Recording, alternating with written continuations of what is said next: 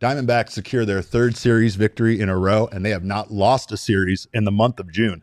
Are we back? We're talking about it right now on PHNX D-backs.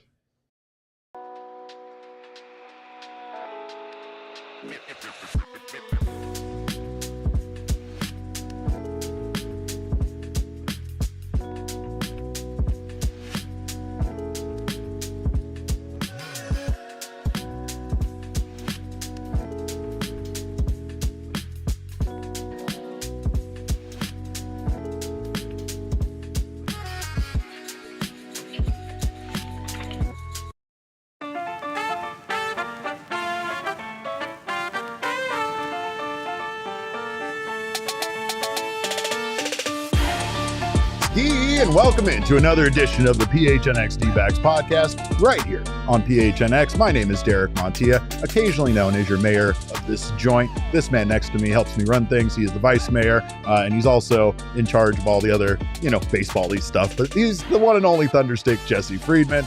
And we welcome you in to another winning edition of this podcast. Diamondbacks win by a score of 5-2 over the Washington Nationals. They have secured their third series victory in a row, and they have not won or they have not lost a series in the month of June dating back to May 30th. Diamondbacks have either won or split their last 6 series. Are we back? Are we back, Jesse? What's going on? This reminds me of last season when after every single Diamondbacks win, you would ask me, are the Diamondbacks a wagon? We are a wagon. We are a wagon right now. Question. We're on a goddamn roll is what we are, sir. We are butter. We are butter because we are on a roll. I would it's not as catchy as wagon. I would more so describe this as the Diamondbacks kind of like taking care of business against teams that they probably should be beating. And granted, I mean, we said it before this series started, the Nationals did come in with technically a better record than the Diamondbacks did. They're certainly a step above the Angels and the White Sox. And I think anytime you go on the road and you win a series, you feel pretty good about that. But yeah, the Diamondbacks have a much more formidable opponent coming this weekend. That's the true test, right? Yeah, this weekend will be the true test against the Phillies, but a big game today all the way around. Ryne Nelson was outstanding. The offense looked a little stagnant early, but was eventually able to break things open. Huge day for Rake McCarthy. Just a nice win all the way around for the Diamondbacks. Diamondbacks took care of business today on a day where the Nationals did not really put out their, I guess, most formidable lineup. But again, we don't want to take away from the fact that the Diamondbacks have at times lost to teams that they had no business losing to. So I don't want to do that because those tend to be the games that the Diamondbacks do end up having a trouble with their opposition. But I mean, this was just one of those days where the Diamondbacks were able to put up some runs and of course kind of hand things over here to Ryne Nelson, who was once again incredible. That's the big story of the day, is that Ryne Nelson went out there and absolutely shoved and was as efficient as you could imagine, as you could hope for, as you could wish for, unless maybe let's just per se you were a person that was needing Ryne Nelson to get 3 strikeouts in order to hit your same game parlay. I'm just using that as like a hypothetical because maybe in that instance you might be like me and not be so great with how economical he was with his pitches, Jesse. But any specific reason you're asking none about that? None at all. None. Okay. I just wanted Do you want to talk about this on bets later? Because we can. We'll air it out there. But Ryne Nelson, incredible. He got the Nationals to definitely have some problems with him today. And I mean, he only gave up 3 hits, 2 of which did go for home runs. But again, I guess efficient. If he's going to give up a run, he's not going to let a guy get on and take all that time of getting around the bases. He's just going to let them hit it over the fence. Yeah, it reminded me very much of Brandon Pfaadt's outing yesterday. Pfaadt was through 5 innings, scoreless yesterday. Nelson had given up a run at that point, but I think it was 53 pitches for him through 5 innings. He finishes the outing on 70 pitches, which is outrageous. 70 pitches. In 7 innings pitched. That is the lowest pitch count ever by a Diamondback starting pitcher who went 7 innings or more. That is a pretty remarkable stuff there for Ryne Nelson, that just how efficient he was in this game.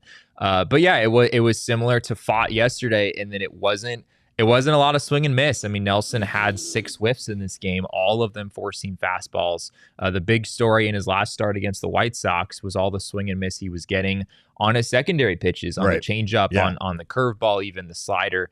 He didn't have a single whiff on any of those pitches today. It was very fastball heavy, but it worked. It worked, and certainly a step in the right direction for Ryne. We've talked before about how good his fastball is, and he can have some days where even if the other pitches aren't necessarily getting a ton of swing and miss, he can still be pretty effective out there.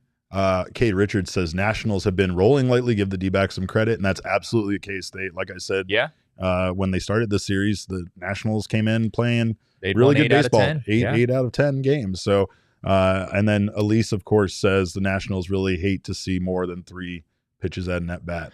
Yeah. It does feel that way, doesn't it? After watching the last couple of games, they don't wait around for pitches. But Nelson today, he continued not to walk anybody, and I mean this is something we're going to get into the bullpen later. But I mean the pitching staff, you have to give them credit. And again, yes, they are against opponents that you probably should be beating given the caliber of this Diamondbacks team, or at least the caliber we think they should be playing up to. Sure. Right. So, but it's really nice considering, of course, what they're going through with these injuries, to get Ryne Nelson now to go out there and give them 2 quality starts in a row and really just give them some length when they've kind of needed it. They've needed some of their bullpen arms to recover, and they needed to kind of limit how many innings these guys were going out there. And the Diamondbacks starting pitching has done that across the board, especially in this particular series. Like, they have not needed to call on the bullpen. Diamondbacks got 6 innings in the first game, 6 1/3 in the second game, and 7 innings in the third game of this series. So, you're talking about 19 1/3 innings pitched by the starters in the series, and that's exactly what the Diamondbacks needed right now, considering, how much they've had to rely on the bullpen. Yeah, talk about a 180 for the starting rotation. I mean, it was not that long ago that we were talking about, 3 1/3 innings one day, 3 2/3 the next, 4 1/3 the next. There was a pretty brutal stretch of time where no one in this rotation could really pitch all that deep into a game. And suddenly you've got Diamondback starters just rattling off 6-7 innings like it's nothing. Part of that, again, is the level of competition that they faced the last couple of weeks, certainly. But part of it is, I think, some of these guys making some quality adjustments. And I think Ryne Nelson has certainly done that as well. Christian Walker adds a late dinger in this one. And again, Christian Walker has just kind of been on fire lately. His bat has been solid. This was his 16th home run of the year. His OPS is up to 808. And I mean, again, it's Christian, it very much feels like Christian is like teetering right there on being back to his old self, or being like at least the version of him that we know that he can be. But it's been kind of an inconsistent season for him. Yeah. There have been stints for sure where he just has not looked like himself at the plate. I mean, that's going to happen throughout the course of a 162 game season. You're not gonna be at your best throughout the entire year, but yeah, it was an important run for the D-backs. I mean, huge. Anytime you can tack on an insurance run in the 9th inning, give a guy like Paul Sewald 3 runs instead of a 2-run lead to work with. That's big. And granted, Sewald didn't need that. He's been extremely good for the Diamondbacks. No, but he did need Christian. He did need Christian to make an incredible play there for the very last out. Yeah. And that's, again, what Christian Walker does. That doesn't show up on the All-Star ballot. That doesn't show up is how often he makes plays like that like literally close to today's game. Yeah. I mean, you have no idea. Again, it's not a huge lead, the Diamondbacks. This was another game where the outcome was not determined five runs or more. So we're back to playing more realistic baseball. But again, if that somehow squeaks by with a runner on, you don't know in what direction that inning goes. So Christian Walker just continues to be valuable to this team. Maybe his defense might even be at times more valuable than his offense, but he just continues to be a player that goes unnoticed. Which is crazy for a first baseman who hits 30 home runs a year to say that his defense might be worth more than his offense. How insane is that? You know how good you have to be? It's because of the gap. The gap between him and the next first baseman defensively is so huge, and at times, so I think that's the thing. When you look at outs above average and defensive runs saved, Christian Walker consistently leads all first basemen, and it's just something that, again, you just don't get credit for, because first base isn't really thought of as a position that needs to do much defensively over there, right? Yeah. I actually have a pretty crazy stat I just found to sort of back up what you're saying. If you go on Christian Walker's Savant page, this is entering today, they have batting run value, base running run value, and fielding run value. So kind of a way of measuring a player's contributions and all of those different facets. And entering today, his batting run value was 5, so 5 runs above average, and his fielding run value was also 5. So literally exactly the same. Exactly the same. His hitting contributions as well as his defense. So yeah, I guess I don't know. Does this mean we need like OAA on the All-Star ballot? Do we need defensive run save? Hey, if we're adding stuff to StatCast, we can add it to the All-Star ballot, right? Let's all become smarter about the game together, and let's all give credit where credit is due when guys are, I guess, extraordinary there on the defensive side of things. But yeah, we do have, of course, lots of good to talk about, but some bad. Corbin Carroll did come in and get an at bat today, so his on base streak is dead because he did not get on base. I didn't like that. I wasn't huge on that, but yeah, it was just a managerial blunder by Torey Lovullo. Yes, there. Absolutely. When your guy has a streak going, you don't. Just let him. They had a lead. We didn't need him getting in there. It's fine. Let him sit on the bench. Also, speaking of bad things that continue to get worse, Eugenio Suarez went 0 for 5 today with 3 strikeouts, and things don't appear to be getting too much better for him. You did say that, according to, of course, some stats, he was actually at a similar position, like OPS-wise, at this time last year, but the outside metrics kind of made it more to be about how unlucky he kind of was, versus this year we know it's not really been luck. Yes, that is a good point. I think there's been some people talking about how Eugenio Suarez last year at this time, if you look at his numbers with the Mariners, very similar position. I don't have the numbers in front of me, but it was a low 600s OPS for the first couple months of the season. But yeah, I did a baseball savant search last night, entirely too late in the evening. This is just what I do. And I found, ask him how many hours of sleep he got or how many glasses of water he drank during that stretch. I didn't sleep nearly enough hours, and I don't really want to talk about that right now. But Eugenio Suarez during that stretch last season, I think it was through June 6th in particular, where he had an OPS that was almost identical to the OPS that he had entering this game. And you look at the underlying numbers, and his underlying numbers in that stretch last year with Seattle were way better than his actual numbers. There was pretty clear indicators there that Suarez was just getting unlucky. And then in the second half of last season, you just sort of saw that come into balance. I think his expected stats in the second half of the year were actually worse than his expected stats in the first half, but his actual numbers just sort of caught up and kind of met in the middle by the end of the season. So I view that as a pretty different situation. What you're seeing with Eugenio Suarez right now, granted, he did hit one hard line drive in this game. It was sort of a sort of tough on his part that was caught. But yeah, the at-bats aren't looking great. He was punched out 3 times in this game, continues to look a little bit overmatched on hard stuff in particular. Mackenzie Gore out there throwing 96, 97 miles an hour. It's tough for anyone, but it's especially tough for Gino given what he's going through right now. So the third base situation continues to be pretty tough for the Diamondbacks. I mean, especially with Blaze, playing a little bit better and defensively too. He made a really good play in yesterday's game. Yeah, but the other thing with Blaze is that, and I think I've mentioned this before, if you look at Blaze's Savant page right now and compare it to Gino's Savant page, Blaze's Savant page is worse, believe it or not. It's fairly close to 2 Spider-Men pointing at each other. It is, but it's I think that's a pretty good analogy for this situation. That continues to just be a tough thing for the D-backs. I mean, last year they were juggling a few different guys at third base. This year they're kind of doing the same thing, just don't really have any clear answers there right now.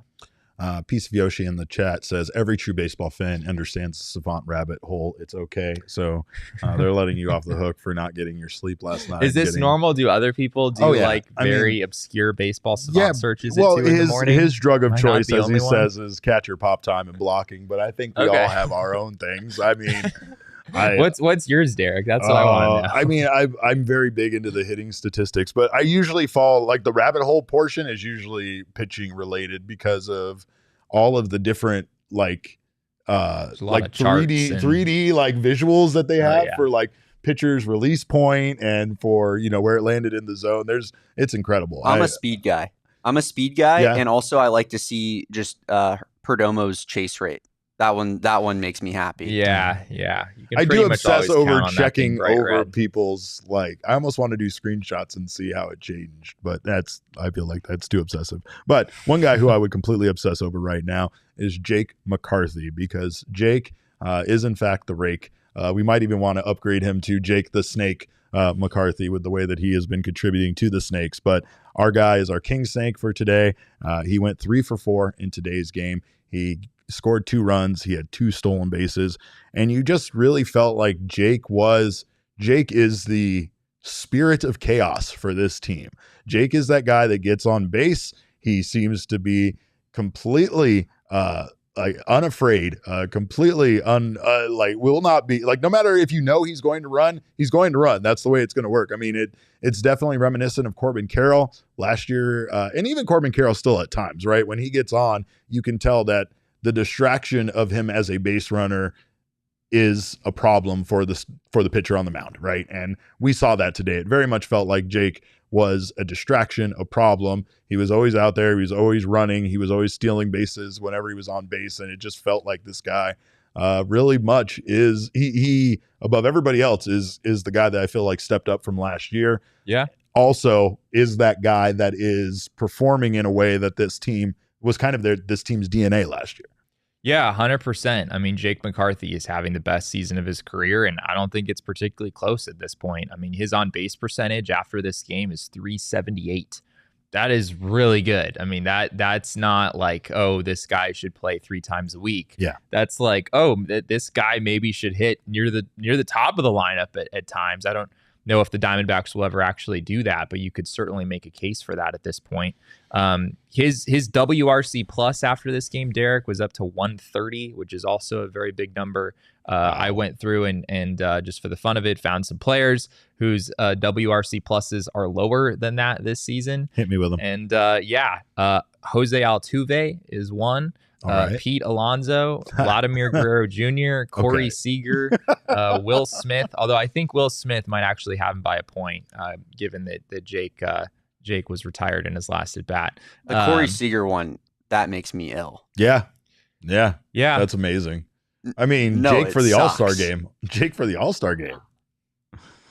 I mean, I guess the question here is, do the Diamondbacks need to find a way to give Jake a bigger role? And this is fine for right now, but we did get word that Alek Thomas will be playing in Arizona Complex League games. So it sounds like even though they did kind of pull back on him a little bit, he will still be fully participating in a baseball game of some kind, right? So we know it's a matter of time until Alek Thomas comes back, and then kind of further complicates this situation with Jake receiving playing time when, like you said, he absolutely deserves to receive more playing time with the numbers he's putting up right now. I mean, there was a time when, you figured Alek Thomas was coming back, and the decision was who do the Diamondbacks send down. We even had this conversation when Geraldo Perdomo came back from injury, and Rake McCarthy at that point was very much on the table, at least someone you would consider.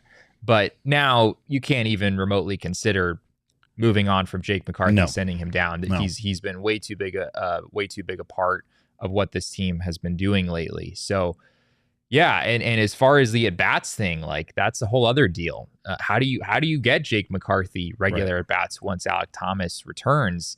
Does it? I guess the most obvious answer there would maybe be giving him some starts over Lourdes Gurriel, specifically against righties. That would be one way to go about that. But he's also, I mean, Lourdes is someone that you signed to a 3-year deal over the offseason. Like, you don't really want to make him a short side platoon player. So it's a bit of a dilemma. I don't really know how the Diamondbacks are going to attack that. This is what I said yesterday about Corbin maybe platooning a bit more. And again, it might not be maybe take so much from one guy as to take a little bit from, from all around the outfield, right? And allow these guys to have days off. I think the bigger problem too there is Randall Grichuk and Jock Peterson, the way that they're hitting, and the fact that there's your DH. So it's not like you could say, oh, well, we'll get Jake some DH at bats. That's going to be hard this season as well. But his season numbers, again, incredible. In 188 plate appearances, he has slashed 298, 378, 422. He is 12 for 14 on stolen bases. Yeah, it's really good. I mean that's a valuable player. Yeah, I'm still a little hesitant with the platooning Corbin Carroll thing. I just don't know if I see the D-backs doing that. But yeah, I mean, you could sort of on paper, you could make a case for that.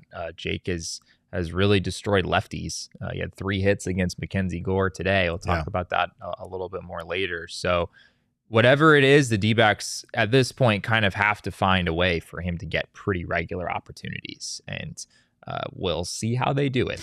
I'll be curious to see, because I mean, it doesn't really work out in my head. So good luck with that is basically what Jesse's saying. All right. Well, we thank you guys for being here in the PHNX Sports YouTube channel. Make sure to smash that like button. Jerry P would love it if you did. Of course, make sure you're also subscribed to this channel and sign up for notifications. That way you don't miss whenever our shows go live. We tend to do breaking news podcasts, or, that Southwest bias thing that somehow preceded us. I was like, how dare they make us like sweat it out, wondering if they were going to wrap it up with their ridiculous discussion before we got on air. But of course, shout out to those guys for the amazing job they do, and make sure to catch Southwest Bias as well. If you're listening on the audio podcasting side, make sure you're subscribed on your favorite audio podcasting app. Leave us a review. We appreciate that. Of course, that helps us out a ton. Those 5-star reviews definitely help us out. Of course, we want to help you out, so we want to suggest to you that you check out Shady Rays if you don't already have yourself a quality pair of sunglasses. Shady Rays is absolutely a quality pair of sunglasses that will not cost you nearly what some of the premium brands will, but they are still an amazing sunglass that is the same quality as those premium brands. Shady Rays is an independent sunglass company, and they offer a world-class product rated 5 stars by over 300,000 people. Of course, they have hundreds of options to choose from, so you're bound to find, of course, the perfect pair for your face. They also have the most insane broken and replacement plan in all of eyewear. They tell us that if you break or lose your Shady Rays, even on day 1, they will send you out a new pair, no questions asked. And I've already told you, this guy will ask you more questions about what happened to your sunglasses than Shady Rays will, and he'll probably shame you more than they will as well. I will do that. Yeah, they absolutely. That's how you all need a friend like Jesse that no matter how happy you are is going to even things out by somehow finding a way to bring you down, and that's what he's here for, right? But of course, is that how you view me, Derek? Is that the role that I play in your life? Jesse, that's what you do with everything. That's what you did with Ryne Nelson today. Remember when Jesse? He doesn't even know he does it. He doesn't even know he does. Jesse uttered the words, "I think I could pitch 7 innings against this lineup" at one point. That was said out loud at some point in this office by somebody. I'm not going to confirm. To be clear, that was a joke. I could pitch 6 innings, but not quite 7 innings. So just so we're all have to deal with this guy. See, again, he is not going to let you slide on breaking your sunglasses, but Shady Rays will. They'll also let you exchange them for a new pair, or if you don't love them, just get your money back. 30 days, no sweat. They will get you. They want to make sure that you love your sunglasses, so there's no risk at all when you shop exclusively for our listeners. Shady Rays is giving out their biggest deal of the season. Head to shadyrays.com just use code PHNX for 35% off polarized sunglasses. Try for yourself the shades rated 5 stars by over 300,000 people. They are absolutely my favorite pair of sunglasses, by the way. I need to make sure I let everybody know I have like at least a half a dozen pairs of sunglasses I look at, and some of them might even match my outfit more. I'm one of those guys, but I don't care. I'll still grab my Shady Rays every single time. Of course, as you know, I'm also contractually obligated to receive Polar Pops, and most importantly, Frosters from Circle K. So I need one of those actually right now because it's getting kind of hot out here in Arizona. I'm not sure if you've seen the temperatures, but make sure to keep yourself hydrated. Again, something he doesn't do, something Damon doesn't do. Hey, I got one of us has a glass of water right next to us, Derek, and it's not you, all right? And I have the fattest iced coffee in the world. Yeah, well, Damon always has. Just in my glass house throwing stones for no reason. But of course, make sure you stay hydrated. Grab yourself any size Polar Pop or Froster for just 79 cents now through September 3rd. Of course, you can also make sure to check out the Inner Circle program for free by downloading the Circle K app today. Terms and conditions apply at participating locations. Visit CircleK.com for details. But you could maybe even get one of those for free in the app. You can get all sorts of great benefits. You'll also save 25 cents off per gallon on your first 5 fill-ups, and you'll save 3 cents off per gallon every day after that. So join the gang over here at the Inner Circle. Grab that app. Let's take a look at the count presented by our friends at Desert Financial Credit Union. This series was a pretty thorough series victory for the Diamondbacks, but not a ton of offense being scored in this one. Definitely on the Nationals side. Diamondbacks outscore the Nationals 11-5 in the series win. Diamondbacks out-hit the Nats 31-14. Runners in scoring position, Nats only had 6 opportunities in the entire series with runners in scoring position. They were 0 for 1 in game 2, 1 for 5 0 for 1 in game 1, 1 for 5 in game 2, and did not have a runner in scoring position at all in today's game. Shout out to Ryne Nelson. That's crazy. Diamondbacks went 8 for 27 for a 296 batting average, so they took care of business when they had ducks on the pond there. Of course, starting ERA for the Diamondbacks was 2.33. The Washington Nationals had a 5.40 ERA. Diamondbacks relievers did not allow a run in the series.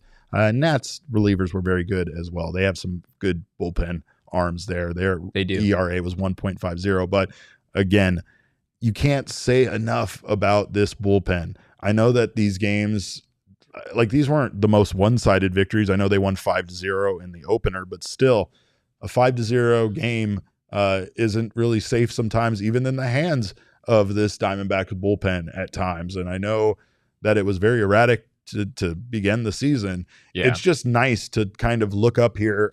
This has not just been this series. There's been a few series where we've posted this graphic, and that relief pitching ERA has been 0.00. It's just incredible the way that, once again, Paul Sewald kind of brought that stability back to the bullpen. And honestly, Justin Martinez really added like just an absolute power arm that allowed this team to have somebody else to rely on besides what felt like was just Ryan Thompson over an extended period of time. Kevin Ginkel is pitching better. I mean, overall, this bullpen has been just fairly outstanding. And the biggest, I guess the biggest thing about this series is the Diamondbacks didn't have to rely on them much. I mean, they pitched 3 innings in the first game, 1 2/3 in the second, and 2 innings today. So again, they've been able to kind of keep those arms fresh, and that's important because they don't have a ton of arms that are very good. But the ones, the 4 or 5 that Torrey is relying on right now, they have been as solid as you could ask for. 100%.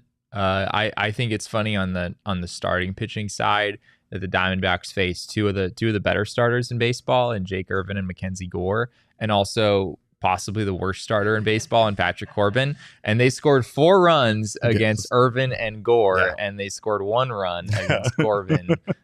You can't predict baseball, you Derek, really can't. as the saying goes. Nor can you predict this Diamondbacks offense. It feels like it's been a little sporadic from time to time this year. And maybe maybe some people in the chat are still kind of upset about that game yesterday. I mean, if the D-backs had been able to take care of business against Patrick Corbin, then you're looking at a series sweep, which would have really felt like a huge momentum boost going into that Philly series. Yeah, and I think, of course, you can get caught up on that at times. I think you can say, like, again, why does this team have such a issue going for essentially, kind of the jugular, like we said yesterday? Like, you won a fairly convincing game 1 where everything worked for you, starting pitching, relief pitching, offense, everything was rolling on all cylinders in game 1.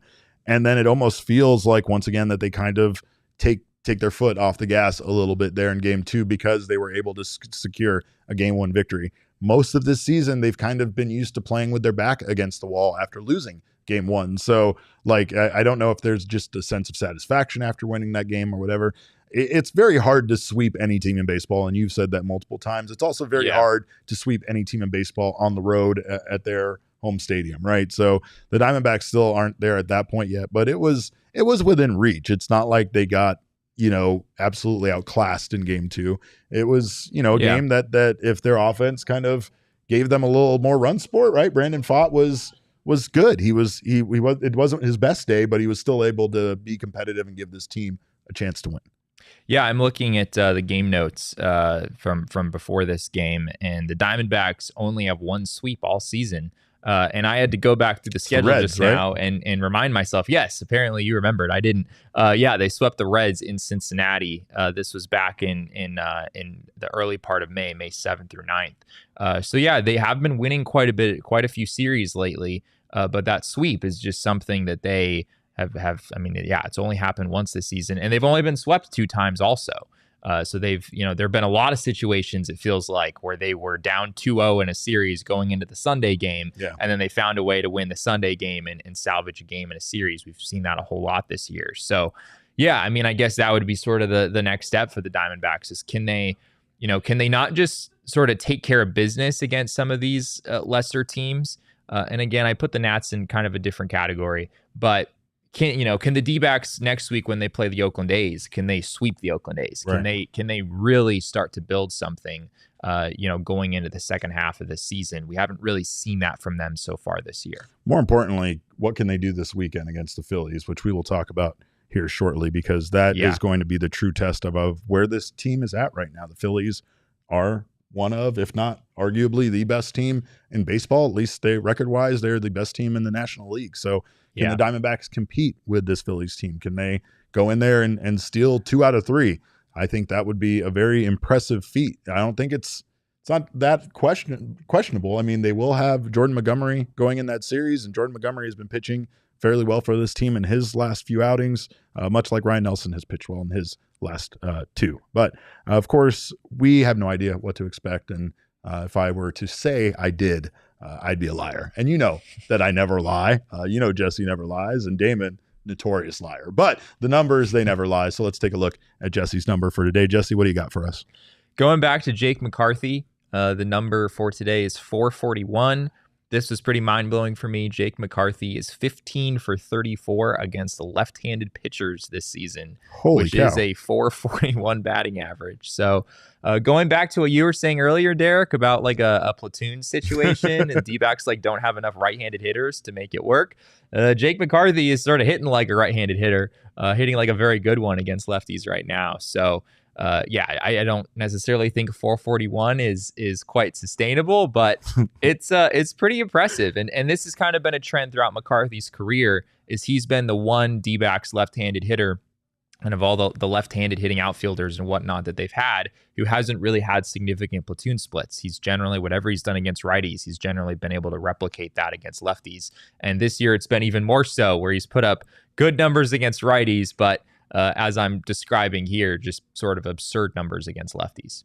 Well, and of course, sometimes things in baseball don't make sense at all, right? Of course. This is true. And I think Rake is a great example of why, the way he's playing right now, why franchises have such a hard time trading away young players that they have seen a lot of potential in, but just haven't put it together consistently, whether that's starting pitching or, like an outfielder like Rake, right? Like, it really does feel like you never know when these guys are going to all of a sudden pivot and turn a corner. Slade, we just heard about him changing, how his landing, right? And how, how that has improved, his outings. And Ryne Nelson obviously has made some changes that have impacted his ability not only to go out there and be effective, but give this team length. I mean, Ryne now has 3 outings, I think, this year of 6 innings or more recently. And I mean, that's something that, again, when you talk about this team losing as much starting pitching as they have, they really needed out of Nelson. They really needed him to be able to go out there and just give them more than just 4 innings at times, because it felt like that's what every single starter in the lineup was giving them, was 3 to 4 innings. It felt like they were careening towards a very dangerous cliff. Luckily, the starting pitching overall has turned it around, and they did it in this series against the Nationals. And Ryne Nelson, one thing I'll say about him real quick is that entering his start today, he had a 5.49 ERA, but a 4.30 FIP. And that just feels like a grave injustice, Derek. That's a huge difference. That's a big difference. Yeah. It is. And so today was, I guess, sort of fitting in that sense. And that his FIP for this game, I think, was like 6.29 because he gave up 2 home runs. And FIP factors in, I mean, it's just strikeouts, walks, and home runs. So this game kind of brought those into balance a little bit, where his FIP actually went up, but his ERA, of course, went down. But all that to say, I think Nelson, not, he hasn't been great this season up to this point. I'm not saying he's been unlucky to the point of like, oh, he actually has been an above average starter, but I do think he's been a little bit unlucky. I mean, this is a guy who doesn't really walk anyone. After his start today, he has walked just 18 out of 284 batters this season. That's a 6.3% walk rate, which is really good. But if you know that, you can jump all over him, right? I mean, he's going to throw in the strike zone, yes. So that's something that necessarily, it's a good thing, but it's not necessarily a great thing for a guy that doesn't have like a secondary stuff the way that Ryne does it. And his secondary stuff was good. Like today, that again, you brought that up earlier, but I think that's the most impressive thing was at least last time you saw the mix. So you felt like, oh man, yeah, like this is a pitcher maturing that is, learning how to use his secondary stuff at times effectively and is figuring it out. And then we kind of have a day like today where he didn't like completely back off his secondary stuff, but he once again was the throwing a lot of fastballs. Yeah, I think it was like 52, 53% fastball, something like that today. So quite a bit higher than his last start where it was 41%. We talked then about how that was the lowest percentage of fastballs that he'd ever thrown in a major league start. So today it was more heaters today for sure. But yeah, a step in the right direction for Ryne Nelson. He, once the Diamondbacks get some of their starters back, you figure that he would be a candidate to move to the bullpen or maybe become a depth guy in Reno. But for the time being, the Diamondbacks need these guys to step up, and Nelson has done that lately. Well, we need you guys to step up and join us over here, become part of our PHNX family. Join us, get yourself a diehard membership. Pays for itself, basically, especially if you're going to go out there and get one of our brand new t-shirts from the Valley collection.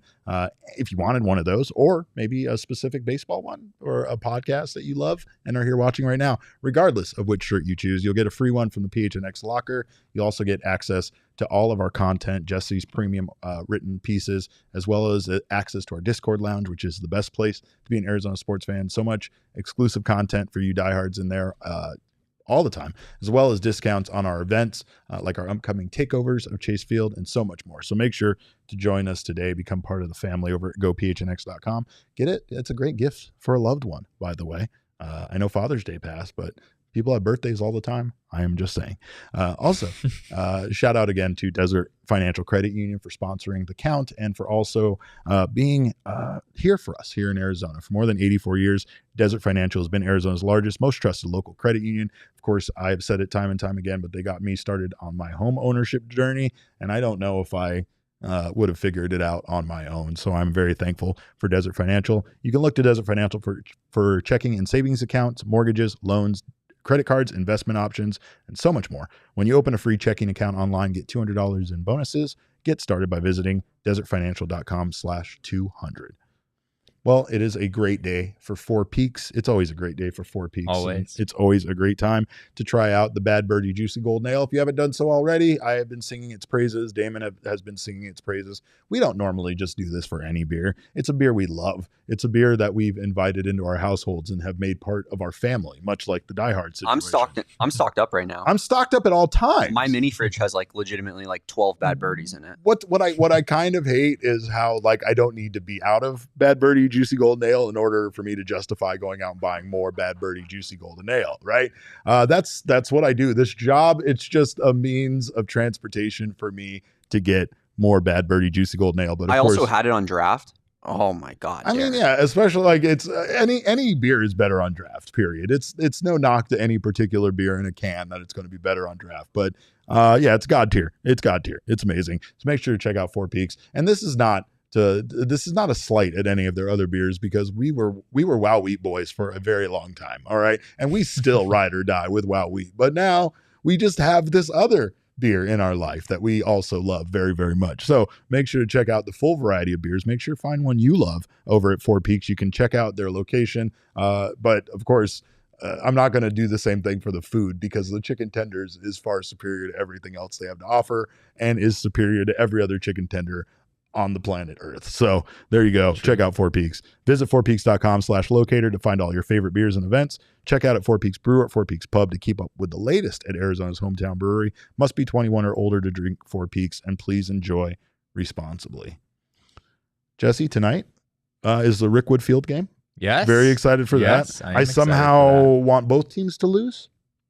That is also fair. It's the Cardinals and the Giants. As a Diamondbacks fan, you would like for that to happen. Yeah, I mean, I'm okay with either team really losing, but Rick Woodfield is so cool. It's such a cool, like, I know they did the Field of Dreams game and all of that, but this is just such a cool nod to history. It's such a cool nod to the Negro Leagues.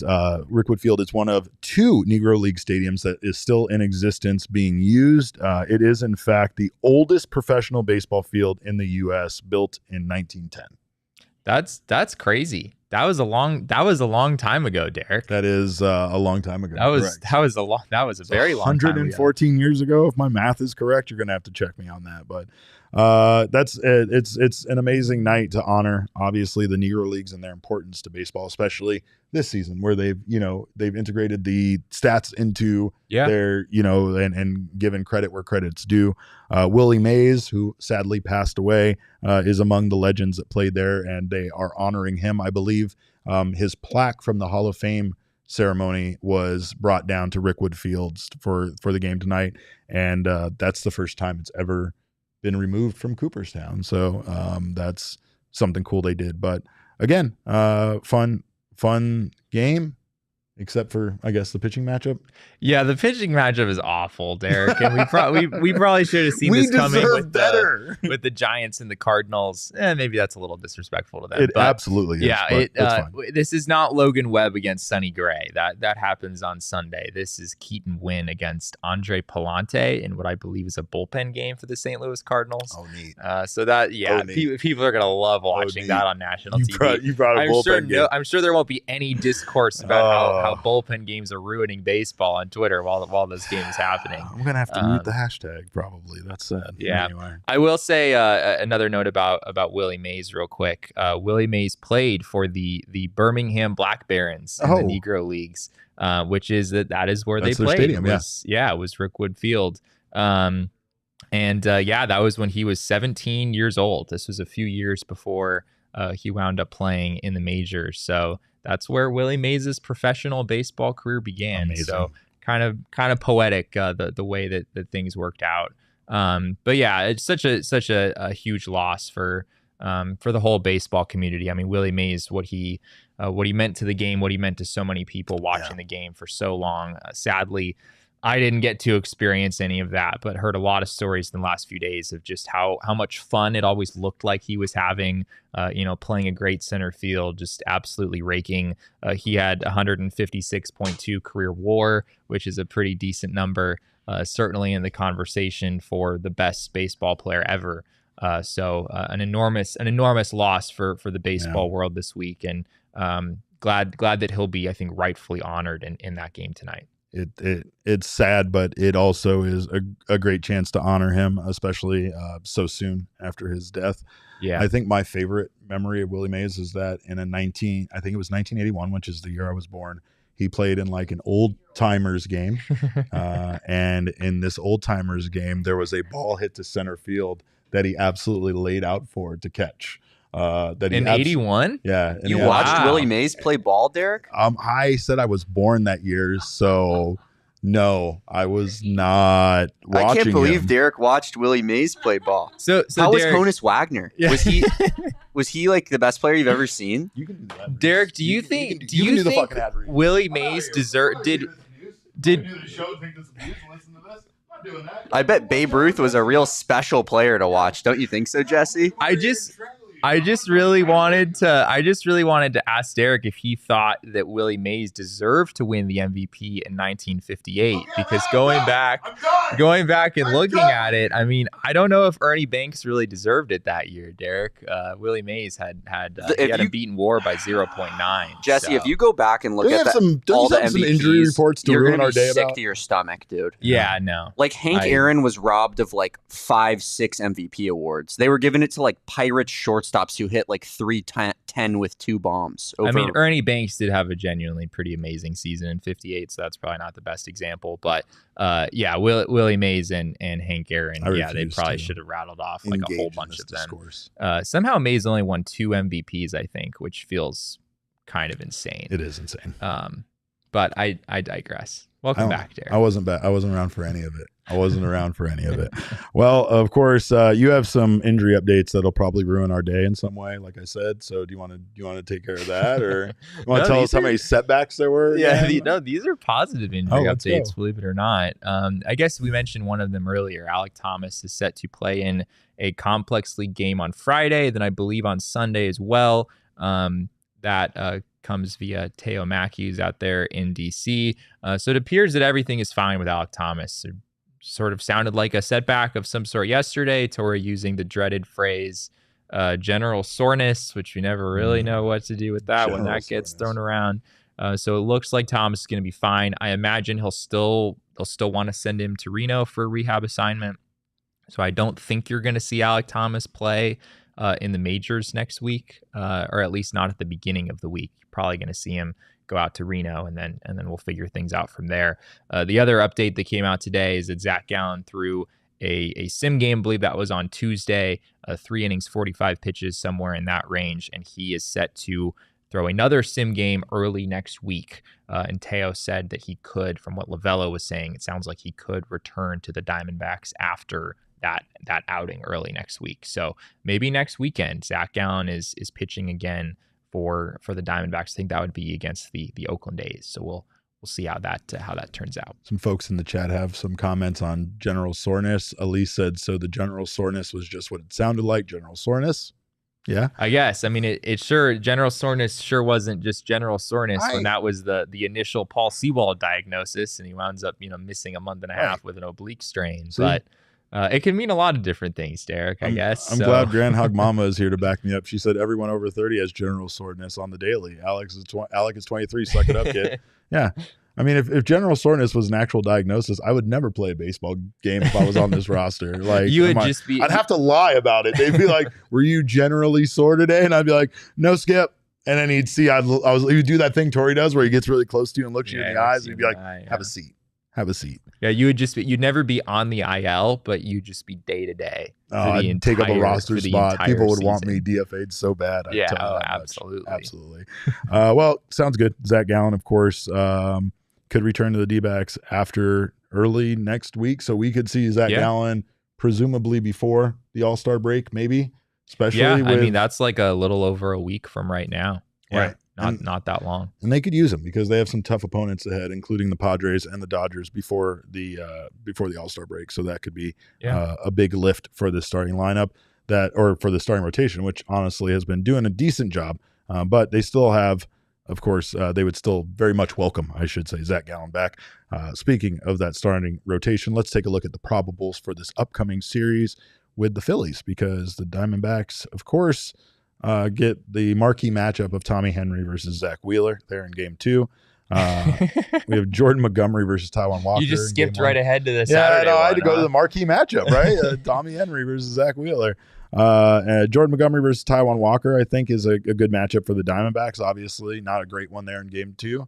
And then Slade going up against Christopher Sanchez in the finale, who has been very, very good for the Phillies this year. Feel good about this one, boys. I feel real good about this. Yeah. Do you? Yeah, that's. I mean, look surprising. Look at our horses against theirs. I don't believe the 6 ERA and then the 6.23 and then the 5.90. I'll go to pulling our leg. I'll go to war with my boys over their boys any day of the week. Look at these guys. Look at these studs. Are you being coy, Damon? Are you being coy over there? I would never do that. Man. All Sarcasm? Right. No. So a couple of weird things here. This is actually a little out of order. If you remember, Tommy Henry pitched on Saturday for the Diamondbacks, and Jordan Montgomery pitched on Sunday. So they flip-flopped that. Is that to just sacrifice that game to Zach Wheeler? Like they didn't want to? Yeah. I mean, they're just that's a valid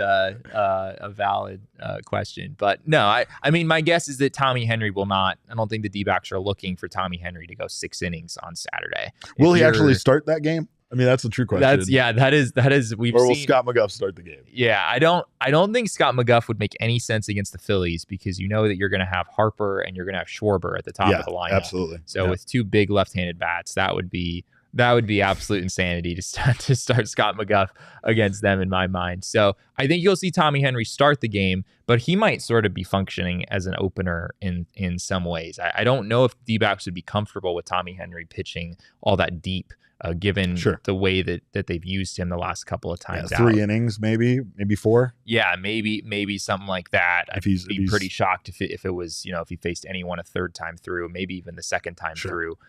They start being careful there. So the Saturday game will be interesting. And then, Montgomery gets moved up. So he's on normal rest, even though the D-backs had an off day earlier this week.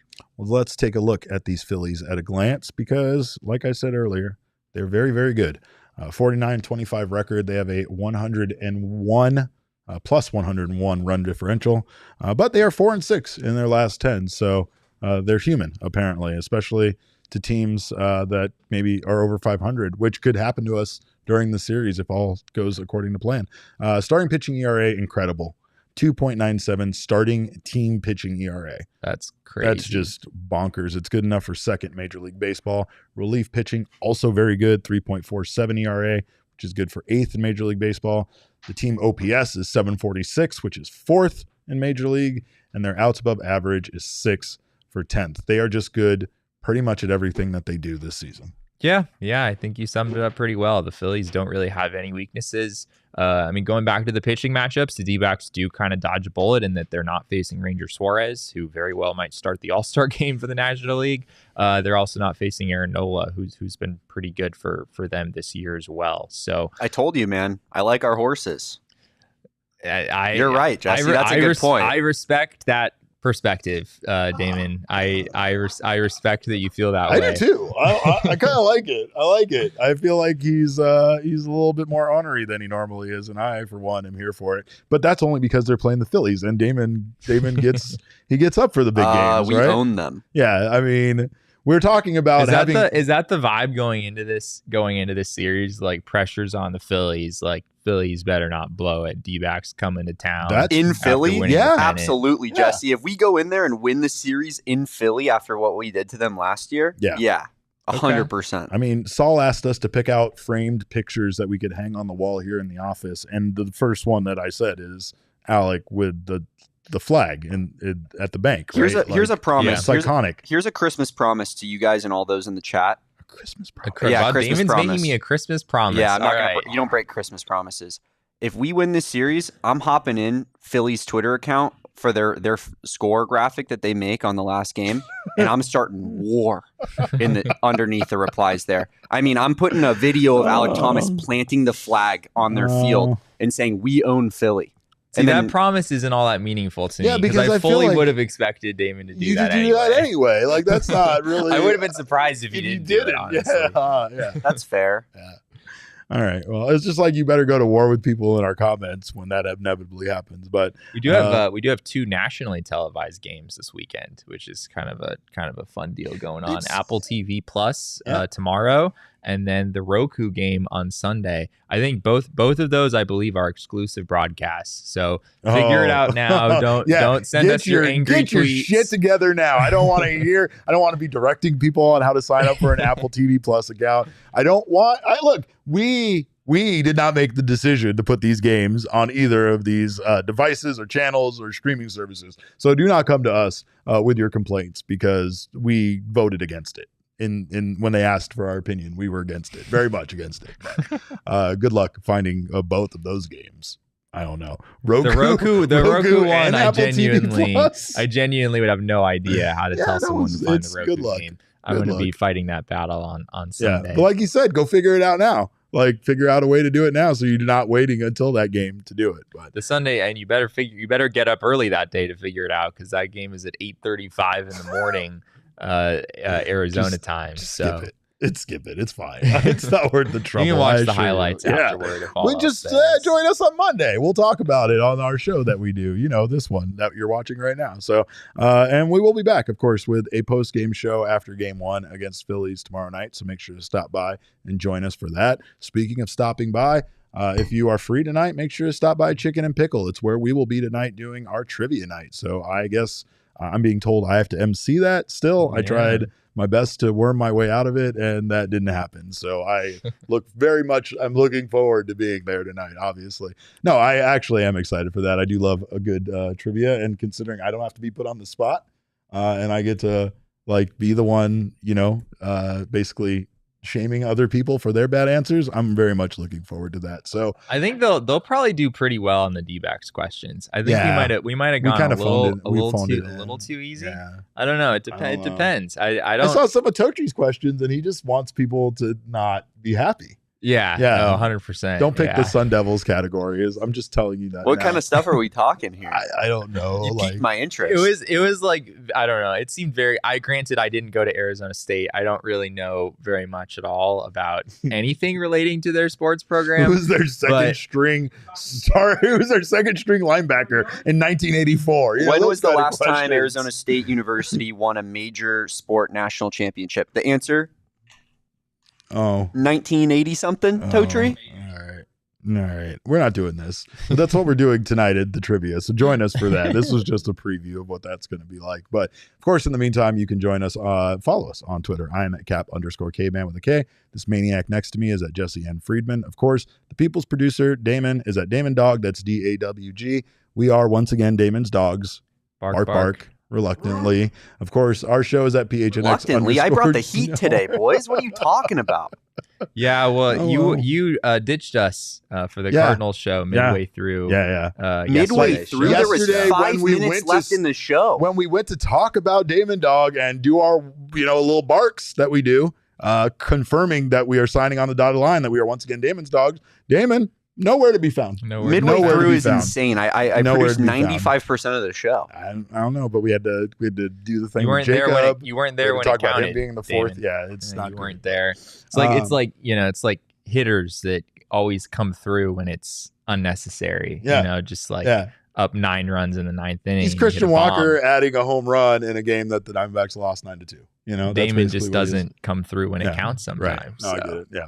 All right. Well, we appreciate you guys so much, of course. And believe it or not, we do appreciate Damon. Of course, our show is at PHNX_D-backs, but all roads do lead to at PHNX_sports on Twitter, Instagram, and Facebook.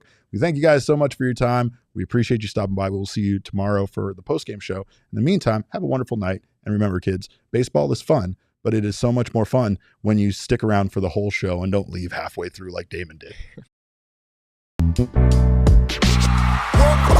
We all silly like the mayor.